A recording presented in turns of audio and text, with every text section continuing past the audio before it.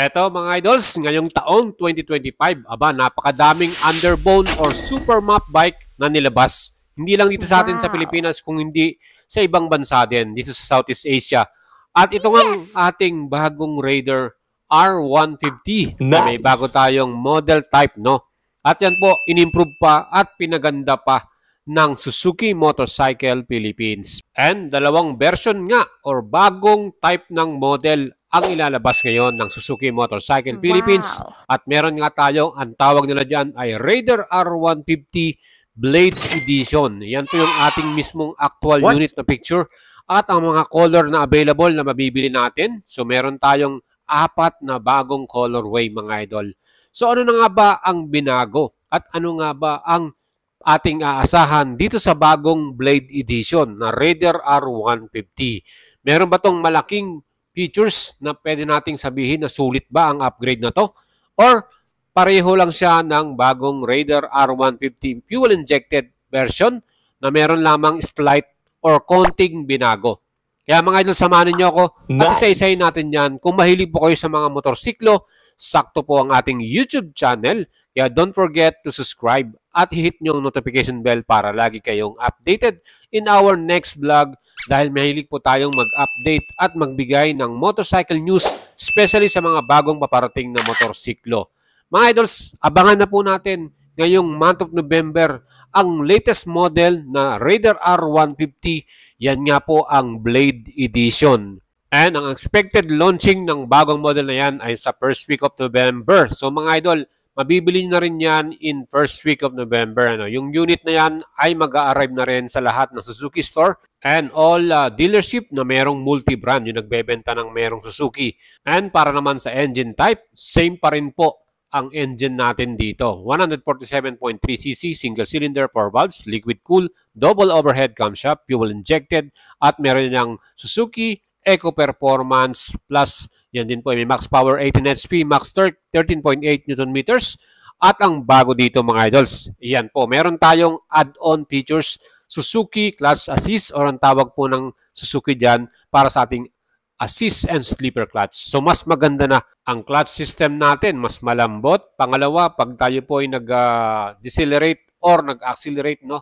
Yan po, makakatulong po ang assist and sleeper clutch. At para sa akin, yan po ay sulit na features, ano? Again, yan po yung dinagdag nilang tech features para dito sa ating Blade Edition. And one more thing na makapansin natin, yung kanyang aerodynamic, no? Meron siyang air slicing at slick design na bagong pairings. Kaya mga idol, mapapansin nyo po, mas matulis at mas slick yung ating pairings para dito sa bagong model. At kung tititigan mo yan, yung banda sa engine niya, yung pinaka-pairings na naka-cover dyan, talagang matulis siya. Kaya talagang perfecto. Again, isa pang ating makikita rito, mapapansin yung pinaka-umbok dun sa pinaka-ibabaw. Ayan mga idol, yun po yung sinasabi nilang parang sa Fury. Kaya mga idol, mukha nito pareho din sa ating fuel-injected version. So, hindi nila binago yung mukha. Pagdating naman sa ating ibang specs, parehong-pareho din yan. Naka-ali, cast wheel, 7090 yung front tire at 8090 naman sa likod. And pagdating sa kanyang gasolina, same pa din po yan mga idol. So, hindi nila binago lahat yan. Ang ating pinaka-fuel tank capacity rito ay 4 liters. At ang kanya namang seat height hindi rin nagbago, 765 mm mga idol. Ang bigat naman nito, same pa din, 109 kilograms. So, tignan natin dun sa isa pang version or type ng Raider. Yung tawag naman nila doon ay Raider Pro version. Ayan mga idol. Yan po yung may bagong headlight design at meron na ring ABS, single channel plus naka-keyless system yon. So, ito po, same pa rin ito ng FI model natin. Again, kiklear ko sa inyo, walang binago, dinagdag lang nila dyan, bagong pairings, sleeper clutch, at yung umbok sa pinakaibabaw. And wala namang noticeable na pagbabago din para sa ating chassis or suspension. Yan pa rin po ay gumamit ng telescopic forks sa harapan at monoshock sa likuran. Same brand yan na Showa brand mga idol. Yan po yung mga nakita natin dito sa ating bagong model. Siyempre naka-disc brake yung front at naka-disc brake yung ating rear. Dito sa ating Blade Edition, wala siyang ABS, sleeper clutch lang. Again, ang ating presyo sa ating lumang model na FI, 121,900 pesos. Sa tingin nyo mga idols, magkano kaya ang additional na dagdag para sa presyo nitong ating Raider R150 Blade Edition. Ayan mga idol, malaking katanungan yan. Aabot ba to ng 130 plus or nasa 120 plus lang din ang kanyang presyo? And sa aking calculation mga idol, pwedeng umabot ng almost 130,000 yan dahil meron tong additional na sleeper clutch at may bago din siyang design. So yun po yung aking nakikitang presyuhan nito mga idol. Ano. Pero para sa akin, sana hindi masyadong taasan ng Suzuki para mas affordable pa rin. Kasi ito yung pinakagwapo para sa akin itong dating mukha. No? Pero siyempre, dapat nga, dinagdag na rin nila dito yung ABS eh. Pero sa akin mga idols, yan po yung nakikita nating presyuhan dito. Almost 130,000 para dito sa brand new Raider R150 Blade Edition. Mga idols, kayo po ba ibibili?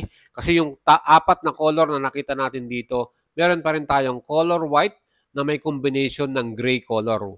So, ivory white and gray.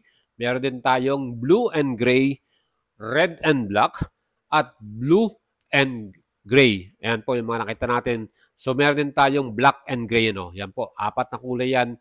At ang ating abangan dito, let me know mga idols kung kayo po interested na bumili nito. Month of November, first week, i-ready nyo na yung pambili ninyo. Kung kayo naman po mag-apply ng financing or installment, yan, subukan yung alagang buhit natin, tutulungan natin kayo. Pero syempre, don't forget to subscribe sa ating channel for more update ng model na to. And doon nga pala sa ating headlight design, same din ang ating Blade Edition ay merong LED lights mga idol. LED yung pinaka-front headlight at yung signal light niya ay naka-bulb type pa rin. Para sa likuran, LED yung taillight niya, bulb type yung pinaka-rear taillight niya. So yun po yung mga ating nakita ditong ilaw. And para naman po sa kanyang upuan, same pa rin niya na one-piece seat at nasa ilalim na yung ating pinaka-fuel tank kung saan meron pa rin siyang same na fuel capacity na 4 liters mga idol. At ang ating gulong, same pa din yan, hindi pa rin nila binago yan. So mga idol, let me know, mag-leave kayo ng comment. Ano ba yung masasabi nyo rito sa ating bagong Raider R150 Blade Edition? Kung kayo po ba ay interested na bumili nito, para sa akin ito pa rin siya. Wala siyang halos binago. No? Dinagdagan lang ng sleeper clutch at nilagyan lang ng parang umbok sa ibabaw. And yung pairings, mas pinasexy lang nila ng konti. Kumbaga pinatulis, ano. And yung bagong graphics design or decals na nilagay nila. Dito sa ating bagong model, nakita nyo minimalist na yung decals, ano. Ibig sabihin, kakunti na lang yung mga nakasulat. Before, talagang punong-puno ng decals eh. Para sa akin, ito, mas magandang tingnan, mas pogi yung ating design. Yung pinaka-muffler niya, hindi rin nila binago, di ba mga idols? And overall, para sa akin, poging-pogi pa rin itong bagong Raider R150 Blade Edition na tingin ko nasa presyo niyan 129K or 128K. Hopefully, nasa ganyan lang at hindi na umabot or lumagpas pa ng 130,000. And syempre, yung ating inaabangan din, yung Raider Pro version kung saan yun na nga po ang pinaka-top of the line natin na may bagong headlight design at meron din siyang mas maraming features. Ano. Yan naman po, siyempre, asahan na natin, mas mahal yun. Baka nasa 140 plus naman yun. So yan po mga idol ang ating features para sa inyo. Stay updated sa ating channel dahil bibigay natin sa inyo yung presyo niyan, yung final at yung ding installment niyan. Kaya mga idols, ride safe sa inyo and ciao!